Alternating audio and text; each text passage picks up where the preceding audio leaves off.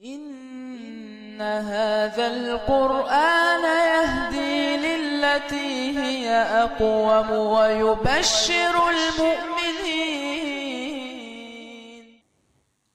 اعوذ باللہ من الشیطان الرجیم. بسم اللہ الرحمن الرحیم وبہ نستعین. پروردگار عالم قرآن مجید میں سورہ عصر میں ارشاد فرما رہا ہے والعصر ان الانسان لفی خسر الا الذین آمنوا وعملوا الصالحات وتواصوا بالحق وتواصوا بالصبر. سورہ عصر قرآن مجید کی مختصر ترین سورہ جس میں 3 آیات ہیں. ویسے تو سب سے چھوٹی سورہ کوثر ہے، اس میں بھی 3 آیات ہیں اور اس سورہ عصر میں بھی 3 آیات ہیں. لیکن یہ سورہ در حقیقت اشارہ کر رہی ہے 2 گروہ کی طرف. ایک گروہ وہ ہے کہ جس کا تعلق اللہ سے پہلے ہے اور وہ خسارے میں ہے، اور دوسرا گروہ وہ ہے جو اللہ کے بعد ہے جو فائدے میں ہے.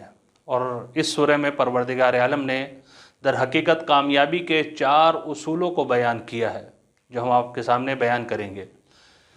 پہلی آیت کریمہ والعصر قسم ہے زمانے کی. اب پروردگار عالم نے زمانے کو معین نہیں کیا کہ کون سا زمانہ.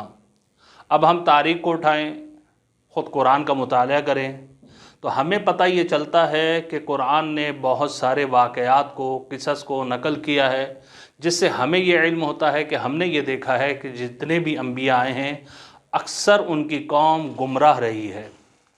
لیکن پروردگار عالم یہ کہہ رہا ہے والعصر ان الانسان لفی خسر، کہ قسم ہے زمانے کی بے شک انسان خسارے میں ہے.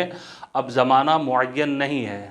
اب اس سے پتہ یہ چلتا ہے کہ گزشتے زمانے والے بھی خسارے میں، حال والے بھی خسارے میں، آئندہ والے بھی خسارے میں. لیکن اگر ہم یہ کہیں کہ والعصر قسم ہے زمانے کی، کوئی اب ایک ایسا زمانہ ہمیں معین کرنا پڑے گا کہ جہاں پر خسارہ نہ ہو، جہاں پر دوسرا گروہ آ جائے جو کامیاب ہیں، کامران ہیں.